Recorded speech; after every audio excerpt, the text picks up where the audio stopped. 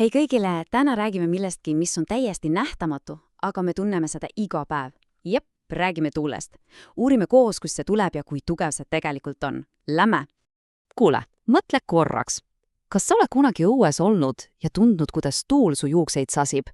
Või puhub sulle õrnalt näkku? Muidugi oled, me kõik oleme seda kogenud. Ja just sellepärast me täna siin olemegi. Selles osas uurimegi kõike tuule kohta. Nii et püsige lainel, sest me hakkame kohe pihta. Nii, esimene ja kõige tähtsam küsimus. Mis see tuul üldse on? No see ongi üks keeruline asi tuule juures. Me ei saa seda ju näha, eks, sest tuul on õhk ja õhk on nähtamatu. Aga me saame näha, mida tuul teeb. Vaatake seda pilti. Näete, kuidas lehed lendavad? Vot see ongi tuule töö.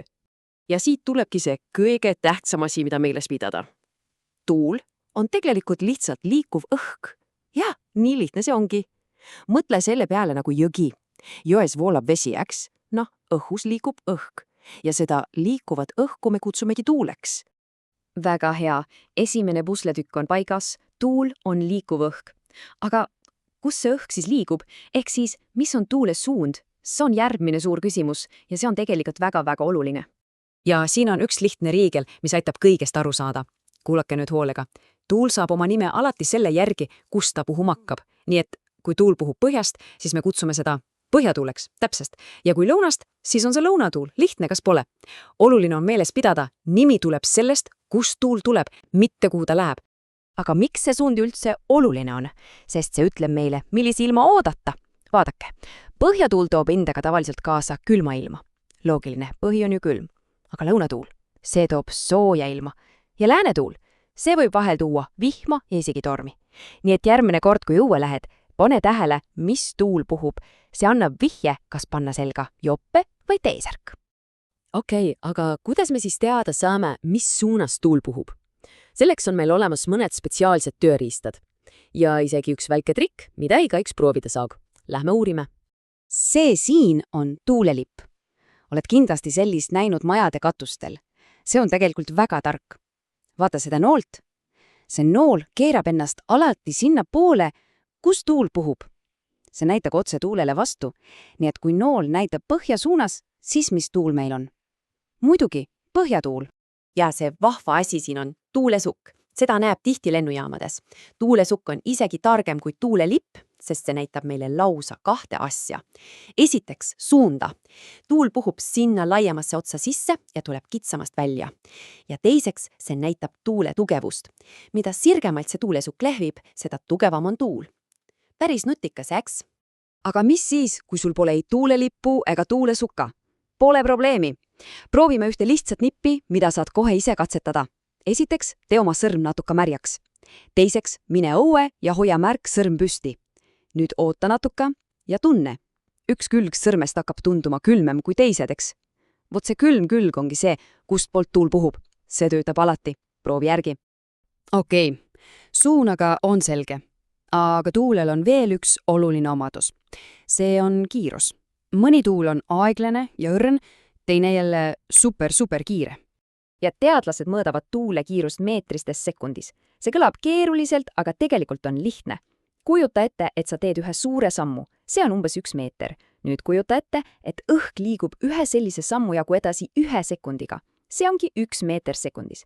Kui õhk liigub 10 sammu jagu sekundis, siis on tuul juba päris kiire. Ja see, kui kiire tuul on, määrab ära ka selle, mida ta teha suudad. Vaatame nüüd, mis vahe on nõrgal ja tugeval tuulel. See on päris suur vahe. Vaadake neid kahte pilti. Vasakul pool on meile nõrk, vaikne tuul. Näete, ainult puulehed natukene värisevad. Aga nüüd vaadake paremale poole. See on hoopis teine lugu. See on tugev tuul. See painutab lausa terveid puid. Näete seda vahet? Siin on meil selline väike spikker. Vaatame koos.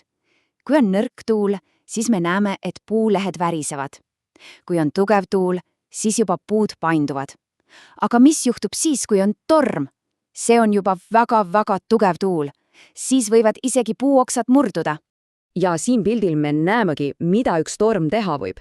Torm on nii võimas tuul, et see murrab puid pooleks. Kujutate ette seda jõudu? Ja asi võib minna veel tõsisemaks. See siin on päris foto. Tormid võivad lõhkuda ka maju ja teha palju kahju. see näitab meile, et tuul ei ole alati ainult sõber, vaid võib olla ka ohtlik. Just sellepärast ongi nii oluline kuulata ilmateadet. Kui ilmatädi või onu ütleb, et tuleb torm, siis tuleb kindlasti toas püsida ja olla turvalises kohas. Nii, nüüd me teame tuulest päris palju, eks? Mis ta on, kust ta tuleb, kui tugev ta olla võib? Aga võib-olla sa mõtled, et miks see kõik üldse oluline on? Miks me peame seda teadma? Hea küsimus. Mõtleme korra koos. Mis sa arvad, miks meil on vaja tuult tunda?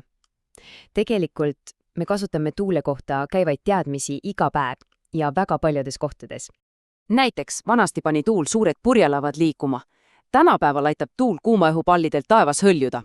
Lennukipiloodid peavad teadma täpselt, kui tugev on tuul ja mis suunas see puhud, et lennukid saaksid ohutult õhku tõusta ja maanduda. Ja üks kõige lahedam asi, me saame tuule abil teha elektrit. Need suured valged asjad siin ongi tuulikud või peenema nimega tuulegeneraatorid. Proovime koos öelda tuulegeneraatorid. Väga hea. Ja nende töö ongi panna tuul enda heaks tööle ja muuta see elektriks. See on see elekter, millega me saame toas lambid põlema panna ja telekat vaadata. Nii et tuul on meile ikka väga-väga kasulik. Nii et kokkuvõtteks tuul on üks looduse imeline ja suur jõud. Mõnikord on ta õrn ja paitab põske, aga teinekord võib ta olla väga tugev ja võimas. Loodan, et said täna tuule kohta palju uut ja huvitavat teada. Aitäh, et koos minuga seda kõike avastasid.